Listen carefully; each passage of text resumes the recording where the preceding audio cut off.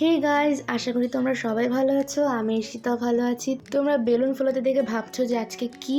তো আজ হলো 10ই ফেব্রুয়ারি, আমার ঈশিতার বার্থডে। নিজের বার্থডের বেলুন নিজেকেই ফোলাতে হচ্ছে।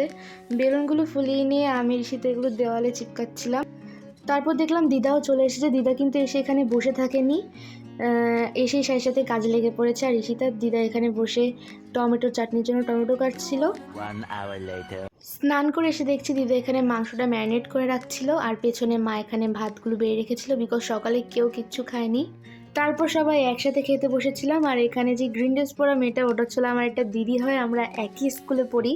খাওয়া দাওয়া শেষ করে মা আর দিদা মিলে চিকেনটা বসিয়ে দিয়েছিল। আর আমি তোমাদের একটা কথা বলে রাখি, আমাদের বার্থডেতে যে মেনুগুলো ছিল সেগুলোর মধ্যে ছিল চিকেন, ডিমের কোরমা, মুগ ডাল দিয়ে গিলেমিটে, তারপর চাটনি, পায়েস, এইসব আর কি। তো এগুলো আমাদের কমপ্লিট করতে মানে রান্নাবান্না কমপ্লিট হতে হতে অলমোস্ট 5:30 মতো বেজে গিয়েছিল, বিকেল 5:30। আর এখানে আমি এসে এক ছিটাও রেডি হয়নি, তাই এখন আমি এসে যাবো রেডি হতে। আমি এসে কিন্তু একদম রেডি হয়ে গিয়েছিলাম। আমি এসে আগে থেকেই ড্রেসগুলো সিলেক্ট করে রেখেছিলাম যে দুজনে সেম সেম পরবো। আর এখানে ঈশিতা চাটনি আর পাঁপড় নিয়ে পেট পুজো করছিল, আর আমি ওর থেকে একটুখানি খেয়ে নিলাম। আর স্পার্কেল নিয়ে এখানে যা হয়েছিল। এখানে ফাইনালি আমরা কেক কাটতে বসেছিলাম।